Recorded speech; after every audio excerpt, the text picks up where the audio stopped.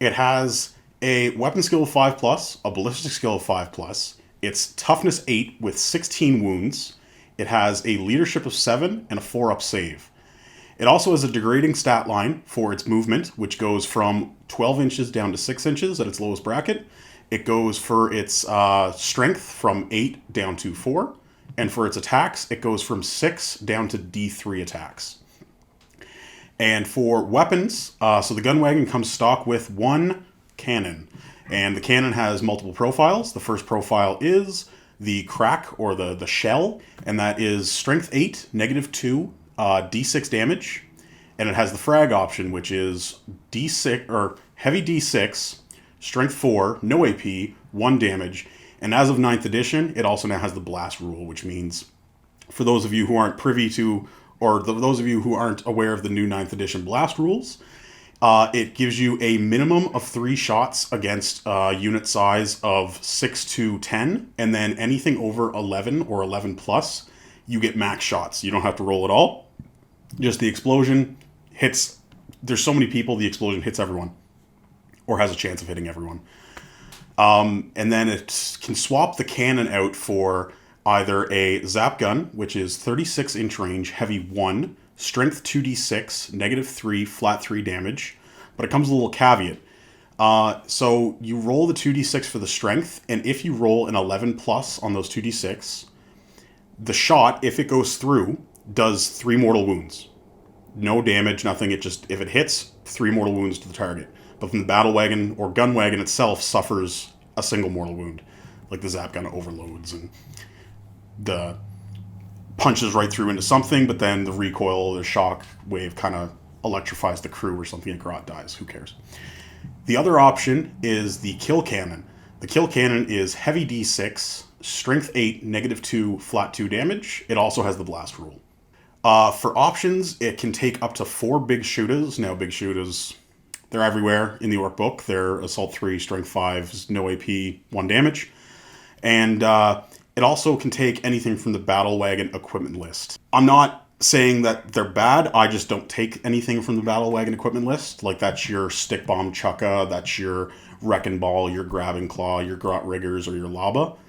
I'm not going to dive too much into those because you don't see them in a lot of lists ever, and I just see that you're just throwing points into a hole at that point. If you have points left over and you want to beef up your gun wagon, by all means, throw them in there. So for special rules, it has Daka Daka Daka, so exploding shots on 6s to hit. That's not exploding hits, that's exploding shots. So you don't get other extra hits, you actually have to roll for those. They can't generate additional hits. It's Daka Daka Daka. Other special rule is Periscope. Now, this is unique to the Gunwagon, and it's similar to those Guard players out there, or those people who have more experience with the Imperial Guard than Orcs. It's like they're grinding advance. If you move under half your total distance, you can fire your main gun, which is either your kill cannon, or your zap gun, twice. Pretty simple. Helps you get those extra shots in there. It used to have, in 8th edition, the equivalent of big guns never tire. It could move and fire heavy weapons. That no longer affects it in 9th because all vehicles can move and fire heavy weapons. Monsters too. And lastly, for its special rules, it has the explodes. It explodes like other vehicles. But unlike other vehicles, this thing is so full of ammo, it's so full of stuff that any stray shot can set it off, and it blows up on a 4+, dealing D6 mortal wounds to everything within 6 inches of it. So it's going to get hot. So for my battle wagon, or gun wagon, sorry, it is a battle wagon, but it is a gun wagon.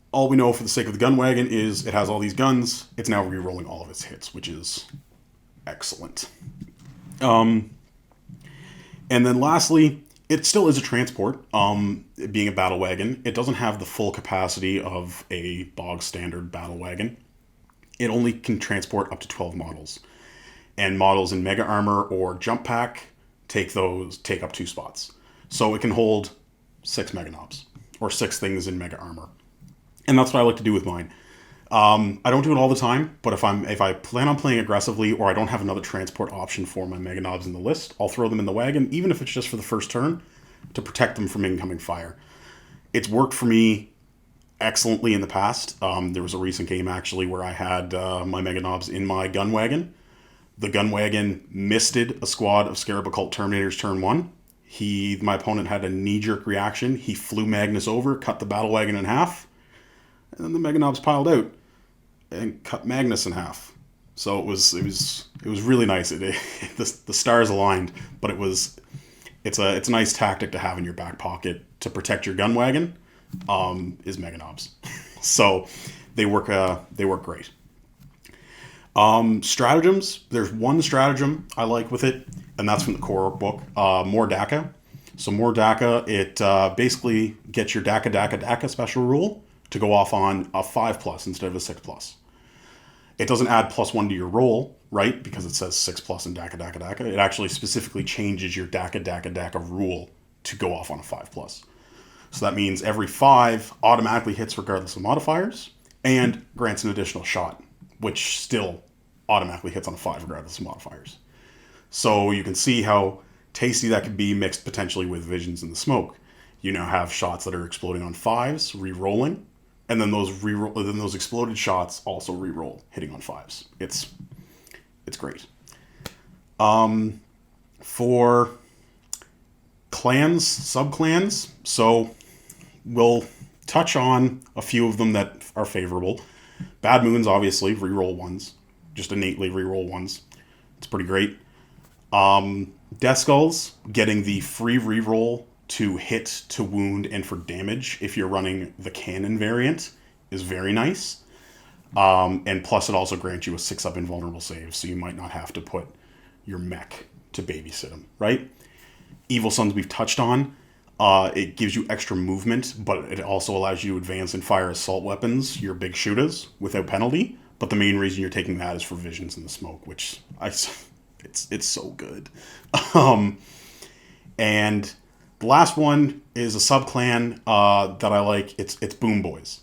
So if you're not doing the Evil Sons route, say you don't want to run a Psyker because you want to potentially go for the Abhor the Witch secondary now in 9th, you don't have any Psykers, you get secondary points for killing enemy Psykers.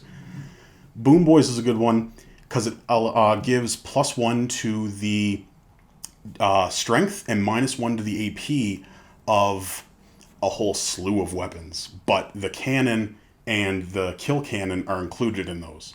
So now you have your kill cannon that's strength 9, -3, flat 2 damage.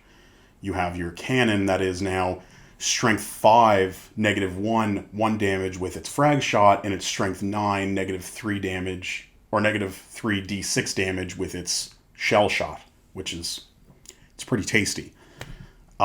So that's really it for clans. The other thing Psychic Awakening gave us was custom jobs. Custom jobs, there's a bunch that interact with battle wagons of all kinds. There's 3 that I would recommend for the Gunwagon. One of them is, it boosts your survivability. It's called the Fortress. Fortress. Get it? So it takes your 4-up save, gives you a 3-up armor save, but also gives you a built-in 5-up invuln save, which I can't like, that's better than Death Skulls, that's better than having a mech babysit you. It's how do you make a Land Raider better? You give it an invuln save. Well, the Orcs can do that. So I like Fortress. I like now the other 2 depend on what gun you've given your Gunwagon. And now, bear in mind, you can only take 1 custom job per unit, blah, blah, blah. But if you take the Zap Gun, you can upgrade that to Zag Zap, which is a special Zap Gun. It's very similar. It still has the same range, 36 inches, same strength, 2d6, same AP, same damage, -3, flat 3. However, it automatically hits. So it just automatically hits. And with the Zap Gun, when we said that when you roll to randomly determine the strength, if you roll an 11+, it does flat 3 mortal wounds whenever it hits. Well, this one, it goes off on a 9+. So if you roll a 9+ on those 2 dice for your strength, it does flat 3 mortal wounds if it hits. But remember, it automatically hits. And if you move under half, it fires twice. So it's very good if Orcs struggle with mortal wounds. They really do. So this is a good way if you don't have mortal wounds on the table and you're running your Gunwagon with a Zap Gun, to do it that way. But my personal favorite, and it's not just because of the name, is Da Boomer. Okay, Boomer. It is the same stat line pretty much as the Kill Cannon. However, it goes from 24 inches up to 36 inches, so a nice range boost. And it goes from D6 to 2d6 shots. And it's still a blast weapon. So against those hordes, you get your max shots, you get 12 shots, and then you move under half, you get 24 shots. Visions in the smoke, you're re-rolling hits. You see where I'm going here, right? So Da Boomer is an excellent option, and that's why I run mine with a Kill Cannon, and that's why I run mine as Evil Sons. Now, if there's anything I've missed about the Gunwagon that you guys have noticed, any tactics that you like to use with your Gunwagons, be sure to let me know down below. Let everyone else know down below. I'm always open to learning more about my Orcs, and I don't know it all. You guys do. So let me know. Thanks, guys. Sponsored by...